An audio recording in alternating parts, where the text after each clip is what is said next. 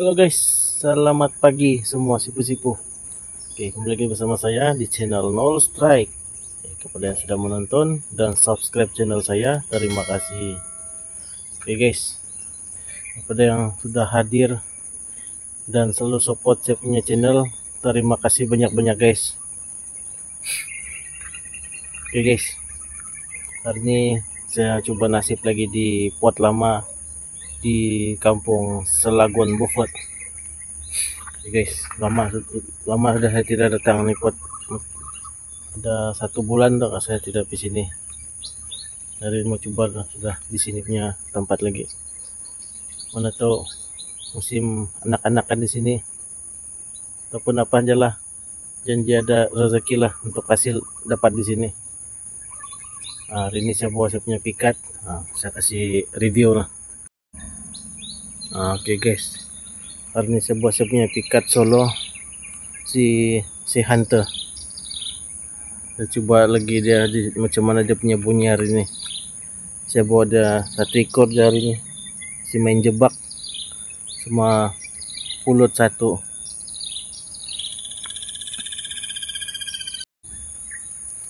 Oke lah guys, itulah tempat yang saya pasang tadi.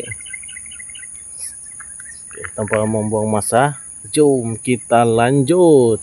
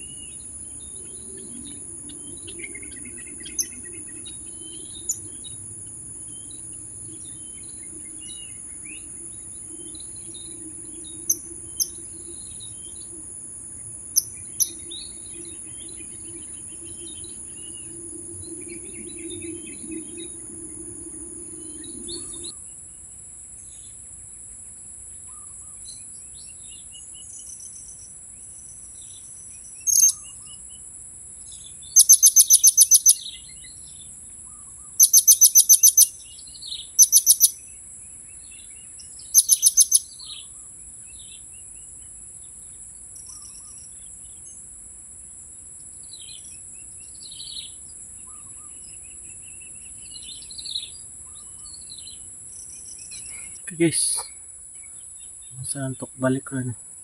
Sekarang sudah jam 8.35. Masih ada juga dia punya sering liar ini. Tapi itulah, bila kena panggil terus limpas ya, tidak mau singgah. Memang keras-keras lah dia punya sering liar ini nih guys, di pot legend nih. Tapi ada mula-mula lah satu ekor dia yang coba-coba turun tadi, dia bermain juga di pulut tapi dia tidak mau terus hinggap. Kan rezeki kita hari ini guys. Si hunter pun sudah panggil, tapi kalau bagian pemujok tuh belum berapa pandai dia. Saya mau kasih latihan-latihan itu supaya dia pandai memujok kalau ada sendiri dia datang. Oke lah guys, kalau ada masa mau apel balik lagi di sini nih. Mana tahu ada rezeki nanti kan dapat dia punya sendiri liar di sini. Oke lah guys, kalau berminat sama ini video, jangan like, comment, share, dan subscribe. Kita jumpa di video seterusnya. Mantap.